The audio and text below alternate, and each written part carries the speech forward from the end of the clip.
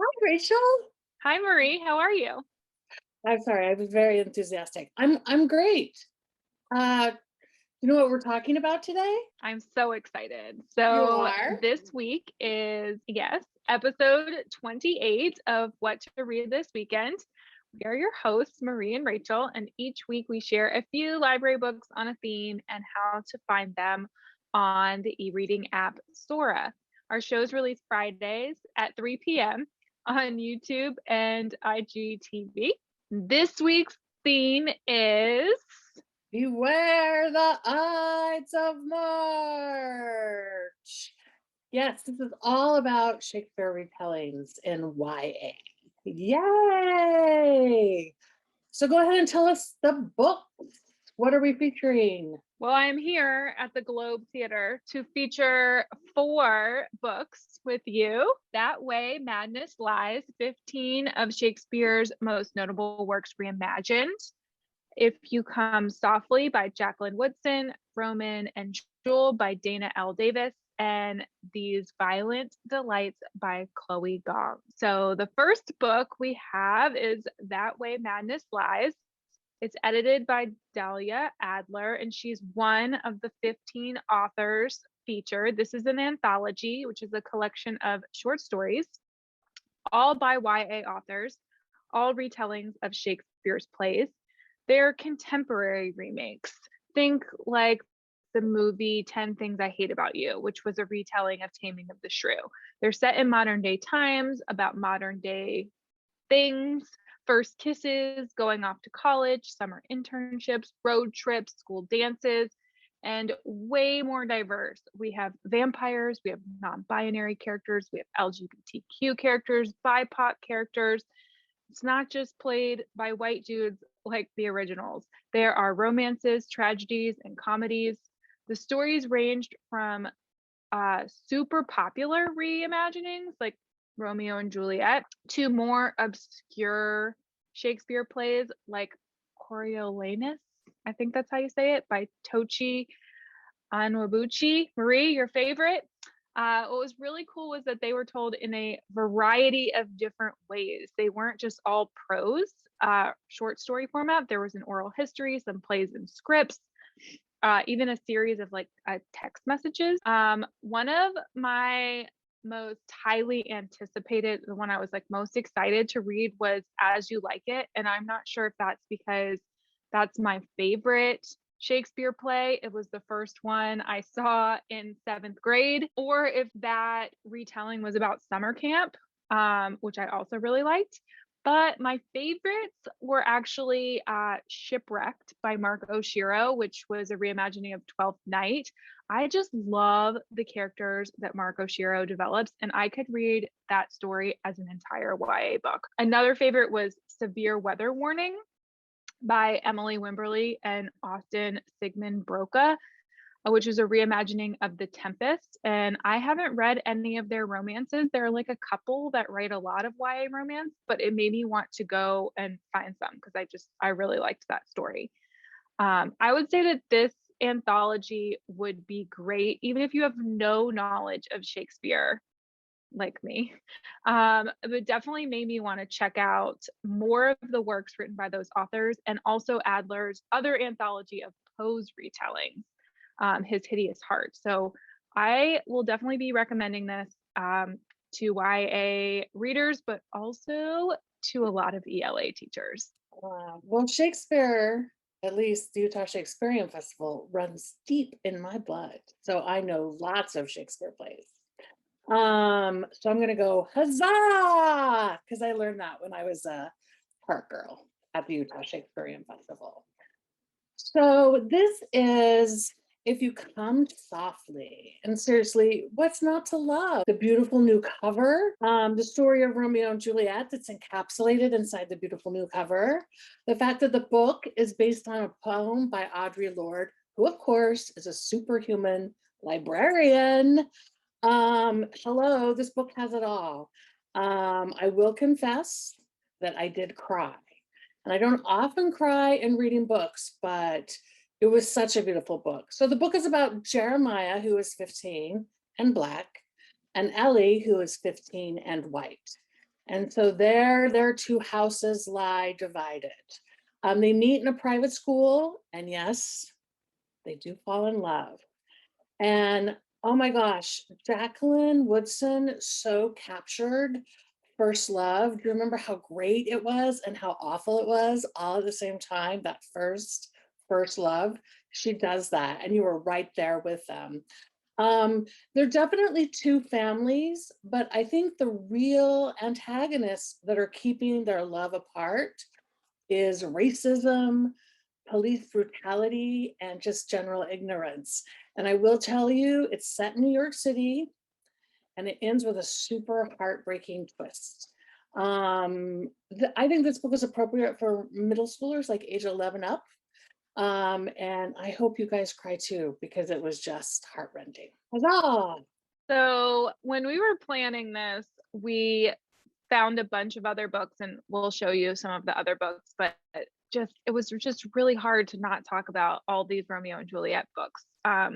So Yeah. Roman and Jewel is another Romeo and Juliet retelling by Dana L. Davis. And it's like if you took Romeo and Juliet and you like mixed it with Broadway's Hamilton and like a little bit of Glee. Roman and Jewel is the name of the Broadway show that's reimagined in this retelling. But the story is not about Roman and Jewel, it is about Jersey. Jersey is our main character. She's a drama kid. You will love her. She pours her heart into music, into dance. She definitely reminded me of the characters on Glee. And she's an understudy for the lead in this show, Roman and Jewel, which is a reimagining of Romeo and Juliet, but with like Hamilton style rapping. And it's a Broadway show.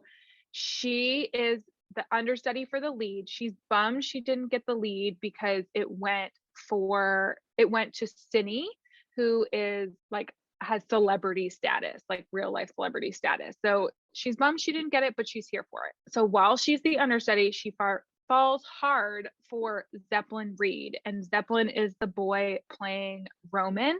And after a scene that Jersey and Zeppelin do goes viral, somebody videotaped it, things start to change, but not really how you would have imagined it. So it is Romeo and Juliet. Be warned, there are content warnings, anxiety, depression, suicide, but it's just such a great YA story. Things that I loved about it, there was a strong Black family dynamic. There's lots of Black joy. The nerdiness, there are so many pop culture references that I think teens would really get into. There are moments of gushy romance and there are moments of tragedy. There's lots of drama. The author, Dana L. Davis, is an actress as well as a writer. And it reads very much like a YA Netflix show. I actually listened to this on audiobook, thanks Libro FM. And I would highly recommend this on audiobook because I just think it was so well done. Oh, these violent delights lead to violent ends, is what the friar says as he marries Romeo and Juliet. So that is the title, is of course referring to Romeo and Juliet. So I'm going to do typical things I loved about this book. Historical fantasy. Hello, I'm in. Historical fantasy meets historical fiction. Beautiful. You toss in Romeo and Juliet. Yeah, I like it. Those themes of family, loyalty, identity, fighting. But then you throw in contagion. There's like people are dying from some strange contagion. And we have multilingual characters. There's more than one language that's spoken or written in the book. And you throw it into a city that I've been to, Shanghai. And plus you swirl in a little feminist protagonist. I was on like overload happiness when I read this book. So I probably would have just stopped at historical fantasy, but it has all that other stuff. So of course it's Romeo and Juliet. Shanghai has been divided into two families, two gang families. One is the Chinese Scarlet and the other is the Russian White. And Juliet, she has been bred to be ruthless and she's ready to take over the gang. Of course, her counterpart is Roma. and he is ready to take over the Russian aspect. But Juliet has some serious revenge on her mind because Roma was directly responsible for a huge loss of her Scarlet Warriors. All right, I'm going to pause right here. So this Juliet is not the Juliet of the Shakespeare tales. She's a lot less annoying. And they are getting ready to duel. Come on, Juliet. You guys, you know what I mean. Any ninth grader who's read it in school this year is like, wow. So they're getting ready to duel it out, and bam, the contagion hits. And everyone is dying. They have like these weird marks on their neck and they're dead. So no one can figure out what's going on. Roma and Juliet are forced to form alliances to save their city. Yes. Like I said, the language switches between English, French, Shanghainese, Russian, and Mandarin. I will say it's not hard to follow. It's just a fun embracing of multilingualists. And plus, there's this really awesome trans character. You, of course, can imagine I was on overload happiness, and I think you will be too. And I think this is like a book for like 13 and up, like 8th grade going up.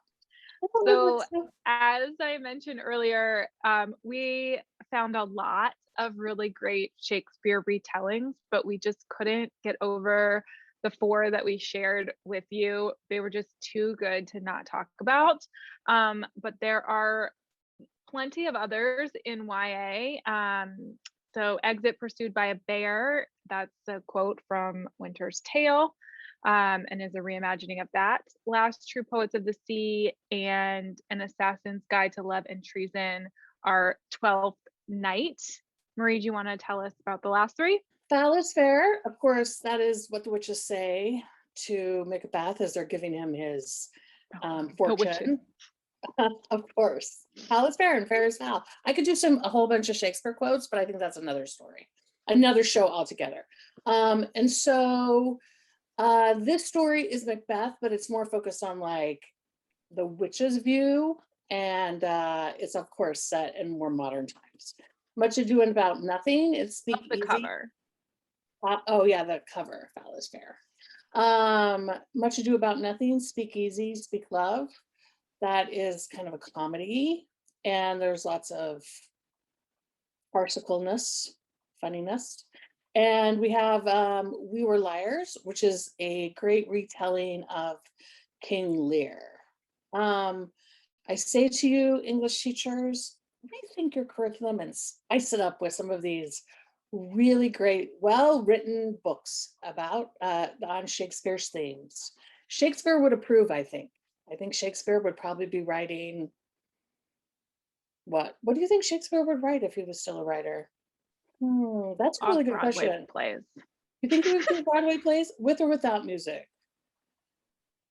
Oh, I think it would be like a trashy. I don't know. Maybe like, or like young maybe adult like those writers. plays with no like no props. Yeah, I see Shakespeare. That's what I think. That's so interesting. I think Shakespeare would be writing like The Lion King. No, not The Lion King. What was that Netflix one? Yeah, something that's like so trashy we all have to write, like Bridgerton, maybe, but maybe not. Ooh. Maybe I should have thought this through before I went off on it. Anyway, I just wanted to highlight that Shakespeare is everywhere. There is Romeo y Giulietta, and it is a podcast that will be available for free download on March 18th. And it's basically a revisioning of course, Romeo and Juliet. And it has lots of famous stars in it. And it should be very engaging and interesting. And we want to share that all the books we talked about today are available on Sora with your New York City Department of Education login, or Libby with a public library card. If you are new to ebooks or if you have questions, you can reach out to us or your favorite school librarian. And we are so excited next week to share with you some own voices YA books for what to read this weekend / what to read this spring break, because it'll debut the Friday before we head out to spring break. See you next week. Bye.